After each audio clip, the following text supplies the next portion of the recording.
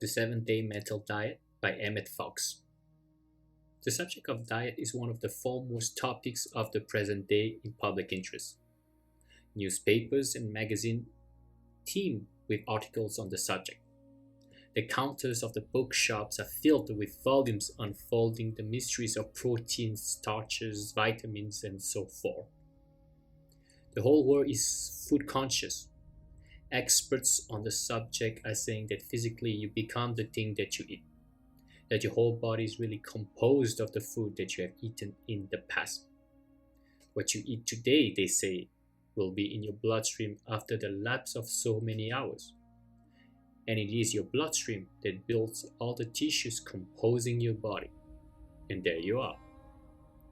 Of course, no sensible person has any quarrel with all this. It is perfectly true, as far as it goes, and the only surprising thing is that it has taken the world so long to find it out. But in this article, I'm going to deal with the subject of dieting at a level that is infinitely more profound and far-reaching in its effects. I refer, of course, to mental dieting. The most important of all factors in your life is the mental diet on which you live. It is the food which you furnish to your mind that determines the whole character of your life. It is the thoughts you allow yourself to think, the subjects that you allow your mind to dwell upon, which make you and your surroundings what they are. As diet days, so shall diet strength be. Everything in your life today, the state of your body, whether healthy or sick, the state of your fortune, whether prosperous or impoverished, the state of your home, whether happy or the reverse, the present condition of every phase of your life, in fact, is entirely conditioned by the thoughts and feelings which you have entertained in the past, by the habitual tone of your past thinking. And the condition of your life tomorrow and next week and next year will be entirely conditioned by the thoughts and feelings which you choose to entertain from now onwards. In other words, you choose your life, that is to say, you choose all the conditions of your life. When you choose the thoughts upon which you allow your mind to dwell, thought is the real causative force in life, and there is no other. You cannot have one kind of mind and another kind of environment. This means that you cannot change your environment while leaving your mind unchanged, nor, and this is the supreme key to life and the reason for this article, can you change your mind without your environment changing too. This then is the real key to life. If you change your mind, your conditions must change too. Your body must change. Your daily work or other activities must change. Your home must change. The color tone of your whole life must change. For whether you be habitually happy and cheerful or low-spirited and fearful depends entirely on the quality of the mental food upon which you diet yourself. Please be very clear about this. If you change your mind, your conditions must change too. We are transformed by the renewing of our minds. So now you will see that your mental diet is really the most important thing in your life. This may be called the great cosmic law, and its truth is seen to be perfectly obvious when once it is clearly stated in this way. In fact, I do not know of any thoughtful person who denies its essential truth. The practical difficulty in applying it, however, arises from the fact that our thoughts are so close to us that it is difficult, without a little practice, to stand back as it were and look at them objectively. Yet, that is just what you must learn to do. You must train yourself to choose the subject of your thinking at any given time, and also to choose the emotional tone, or what we call the mood that colors it. Yes, you can choose your moods. Instead, if you could not, you would have no real control over your life at all. Moods habitually entertained produce the characteristic predisposition of the person concerned, and it is his disposition that finally makes or mars a person's happiness. You cannot be healthy, you cannot be happy, you cannot be prosperous if you have a bad disposition. If you are sulky, or surly, or cynical, or depressed, or superior, or frightened, half of your wits, your life cannot possibly be worth living. Unless you are determined to cultivate a good disposition, you may as well give up all hopes of getting anything worthwhile out of life, and it is kinder to tell you very plainly that it is the case. If you are not determined to start in now and carefully select all day the kind of thoughts that you are going to think, you may as well give up all hope of shaping your life into the kind of thing that you want it to be, because this is the only way. In short, if you want to make your life happy and worthwhile, which is what God wishes you to make it, you must begin immediately to train yourself in the habit of thought selection and thought control. This will be exceedingly difficult for the first few days, but if you persevere, you will find that it will become rapidly easier, and it is actually the most interesting experiment that you could possibly make. In fact, this thought control is the most thrillingly interesting hobby that anyone could take up. You'll be amazed at the interesting things that you will learn about yourself, and you'll get results almost from the beginning. Now, many people knowing this truth make sporadic efforts from time to time to control their thoughts. But the thought stream being so close, as I pointed out, and the impacts from outside so constant and varied, they do not make very much progress. That is not the way to work. Your only chance is definitely to form a new habit of thought, which will carry you through when you are preoccupied or off your guard, as well as when you are consciously attending to the business. This new thought habit must be definitely acquired, and the foundation of it can be laid within a few days. And the way to do this is make up your mind to devote 1 week solely to the task of building a new habit of thought. And during that week, let everything in life be unimportant as compared with that. If you will do so, then that week will be the most significant week in your whole life. It will literally be the turning point for you. If you will do so, it is safe to say that your life will change for the better. In fact, nothing can possibly remain the same. This does not simply mean that you will be able to face your present difficulties in a better spirit. It means that the difficulties will go. This is the scientific way to alter your life, and being in accordance with the great law, it cannot fail. Now, do you realize that by working in this way, you do not have to change conditions? What happened is that you apply the law, then the conditions change spontaneously. You cannot change conditions directly. You have often tried to do so and failed, but go on the 7-day mental diet and conditions must change for you. This then is your prescription. For 7 days, you must not allow yourself to dwell for a single moment on any kind of negative thought. You must watch yourself for a whole week as a cat watches a mouse, and you must not under any pretense allow your mind to dwell on any thought that is not positive, constructive, optimistic, or kind. This discipline will be so strenuous that you could not maintain it consciously for much more than a week. But I do not ask you to do so. A week will be enough, because by that time the habit of positive thinking will begin to be established. Some extraordinary changes for the better will have come into your life, encouraging you enormously. And then the future will take care of itself. The new way of life will be so attractive and so much easier than the old way that you will find your mentality aligning itself almost automatically. But the 7 days are going to be strenuous. I would not have you enter upon this without counting the cost.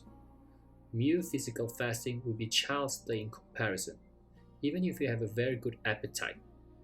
The most exhausting form of any army gymnastics combined with 30-mile route marches would be mild in comparison with this undertaking. But it is only for 1 week in your life, and it will definitely alter everything for the better. For the rest of your life here, For all eternity, in fact, things would be utterly different and inconceivably better than if you had not carried through this undertaking. Do not start it lightly. Think about it for a day or two before you begin, and start in, and the grace of God go with you. You may start it at any day in the week and at any time in the day, first thing in the morning, or after breakfast, or after lunch, it does not matter. But once you do start, you must go right through for the 7 days. That is essential. The whole idea is to have 7 days of unbroken mental discipline in order to get the mind definitely bent in a due direction once and for all. If you make a false start, or even if you go on well for 2 or 3 days and then for any reason fall off the diet, the thing to do is to drop the scheme altogether for several days and then to start again afresh. There must be no jumping on and off, as it were. You remember that Rip Van Winkle in the play would take a solemn vow of teetotalism and then promptly accept a drink from the first neighbor who offered him one, saying calmly, "I won't count this one." Well, on the 7-day mental diet, this sort of thing simply will not do. You must positively count every lapse, and whether you do or not, nature will. When there is a lapse, you must go off the diet altogether and start again. Now, in order, if possible, to forestall difficulties, I will consider them in a little detail. First of all, what do I mean by negative thinking? Well, a negative thought is any thought of failure, disappointment, or trouble, any thought of criticism, or spite, or jealousy, or condemnation of others, or self-condemnation, any thought of sickness or accident, or in short, any kind of limitation or pessimistic thinking. Any thought that is not positive or constructive in character, whether it concerns you, yourself, or anyone else, is a negative thought. Do not bother too much about the question of classification. However, in practice, you will never have any trouble in knowing whether a given thought is positive or negative. Even if your brain tries to deceive you, your heart will whisper the truth. Second, you must be quite clear that what this scheme calls for is that you shall not entertain or dwell upon negative things. Note this carefully. It is not the thoughts that come to you that matter, but only such of them as you choose to entertain and dwell upon. It does not matter what thoughts may come to you provided you do not entertain them. It is the entertaining or dwelling upon them that matters. Of course, many negative thoughts will come to you all day long. Some of them will just drift into your mind of their own accord, seemingly, and these come to you out of the race mind. Other negative thoughts will be given to you by other people, either in conversation or by their conduct, or you will hear disagreeable news, perhaps by letter or telephone, or you will see crime and disaster announced in the newspaper headings. These things, however, do not matter as long as you do not entertain them. In fact, it is these very things that provide the discipline that is going to transform you during this epoch-making week. The thing to do is directly when the negative thought presents itself, turn it out. Turn away from the newspaper. Turn out the thought of the unkind letter or stupid remark or whatnot. When the negative thought floats into your mind, immediately turn it out and think of something else. Best of all, think of God as explained in the Golden Key. A perfect analogy is furnished by the case of a man who is sitting by an open fire when a red-hot cinder flies out and falls on his sleeve. If he knocks that cinder off at once, without a moment's delay to think about it, no harm is done. But if he allows it to rest on him for a single moment, under any pretense, the mischief is done, and it will be a troublesome task to repair that slave. So it is with a negative thought. Now, what of those negative thoughts and conditions which it is impossible to avoid at the point where you are today?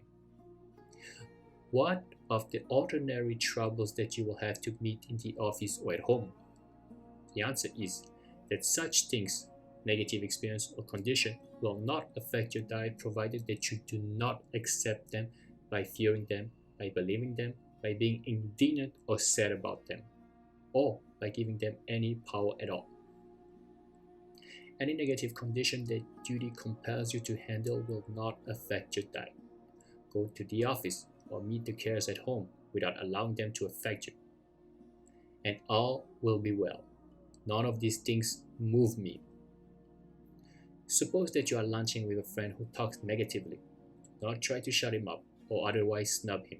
Let him talk, but do not accept what he says, and your diet will not be affected. Suppose that on coming home you are greeted with a lot of negative conversation. Do not preach a sermon, and simply do not accept it. It is your mental consent. Remember, that constitutes your diet. Suppose you witness an accident or an act of injustice. Let us say, instead of reacting with pity or indignation, refuse to accept the appearance at its face value. Do anything you can to right matters. Give it the right thought and let it go at that. You will still be on the diet. Of course, it will be very helpful if you can take steps to avoid meeting during this week anyone who seems particularly likely to arouse the devil in you. People who get on your nerves or rub you the wrong way or bore you are better avoided while you're on the diet. But if it is not possible to avoid them, then you must take a little extra discipline. That is all. Suppose that you have a particularly trying ordeal before next week. But if you have enough spiritual understanding, you will know how to meet that in the spiritual way. But for our present purpose, I think I would wait and start the diet as soon as the ordeal is over. As I said before, do not take up the diet lightly, but think it over well first. In closing, I want to tell you that people often find the starting of this diet seems to stir up all sorts of difficulties. It seems as though everything begins to go wrong at once. This may be disconcerting, but it is really a good sign. It means that things are moving, and it is not that the very object we have in view. Suppose your whole world seems to rock on its foundations. Hold on steadily. Let it rock, and when the rocking is over, the picture will have reassembled itself into something much nearer to your heart's desire. The above point is vitally important and rather subtle. Do you not see that the very dwelling upon these difficulties is in itself a negative thought which has probably thrown you off the diet? The remedy is not, of course, to deny that your world is rocking in appearance, but to refuse to take the appearance for the reality. Judge not according to the appearances, but just righteous judgment. A closing word of caution. Do not tell anyone else that you are on the diet or that you intend to go on it. Keep this tremendous project strictly to yourself. Remember that your soul should be the secret place of the Most High. When you have come through the 7 days successfully and secured your demonstration, allow reasonable time to elapse to establish the new mentality, and then tell the story to anyone else who you think is likely to be helped by it. And finally, remember that nothing said or done by anyone else can possibly throw you off the diet. Only your own reaction to the other person's conduct can do that. End of the book. So here you go. That's the 7-day mental diet, one of the most important piece of work I've ever read. I've tried a bunch of times. I failed many times, obviously. Or maybe it's not so obvious, but I'm here to tell you that if you have never tried something like that, and if you are not the most positive person, if you have not been meditating for a while, you will fail.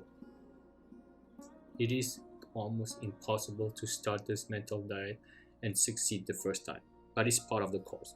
It comes with the territory. You have to obviously, as he wrote, find the best week to do so. Maybe on holidays.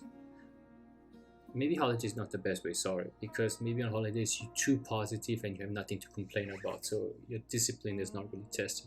But if you can find a week where you know you won't be perturbed and disturbed by elements that might trigger you negatively, then maybe you should choose this week. One thing that I would add to this mental diet is meditation. I truly believe that the combination of letting go slash meditation slash mindfulness, awareness of the mind, is the key to a successful, happy life. If you combine meditation, which is letting go and surrendering, and the mental diet, the Emmet Fox way, what I just read out loud, you have a perfect combination, a perfect combo, so to speak.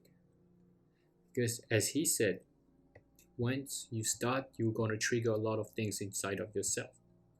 So you not only have negative thoughts, but you also have emotions that are the things that create all those thousands and thousands of negative thoughts. And by letting go, the David Hawkins way, for those who are familiar with the work of David Hawkins, by letting go of those negative emotions, you can simplify the process. Now, don't get me wrong, by forsaking the thoughts and by not entertaining them, you take away the power of these emotions. But in combination with letting go, instead of just forsaking the thoughts, you can close your eyes and just be with this emotion without judging it, without tensing about it, relaxing into it, being with it, and just letting it be. So that's a subject for another segment of content. But if you are to do so with the mental diet, then it's a very powerful combination. So if you can meditate in the morning or at night and keep a certain awareness that you're gonna have to have anyway, then you are very well on your path to succeeding on this 7-day mental diet, because not only you will not give power to those thoughts that knock on the door of your mind and not let them enter, but you will also let go of the emotions that come along with it. So I think it's the perfect 1-2 punch combo. So I want to stay brief because I think everything was said so eloquently by Emmet Fox. But you have to remember a couple of things. First of all, you are likely to fail. But it's a good thing if you keep on doing it. After a while, if you cannot finish the 7 days, I don't think the 7 days is a magical number. But you will be in a new state of mind, and you will develop a new pattern where you seek what is good and forsake what is not so good. And therefore, your whole life will be continuously more positive. Now, it's not a miracle. It doesn't mean that all your problems will fade away. Unless you have a very shitty life right now, you will definitely see a radical change, a significant change. But if your life is rather normal, then of course, the change will be more subtle. But over time, it can compound. And if you add manifestation techniques and visualization, and you state your intentions very clearly, and you script and all this good stuff, then this combined with the mental diet will lead you to your ideal life, your authentic self, if you will. So I would say that the mental diet is the base, and meditation is part of this base as well. Then after it's for you to build upon this base. But frankly speaking, if you were to just do this mental diet, your life will be pretty good, and you will have very little things to complain about. So find the time to do it. Don't worry about failing. Keep on going and see how it goes for you. And let me know in the comments. Thank you so much for listening. If you're on YouTube, please subscribe. If you are listening via podcast, please leave a review or like if you can. Anyway, thank you so much. I'll see you very soon.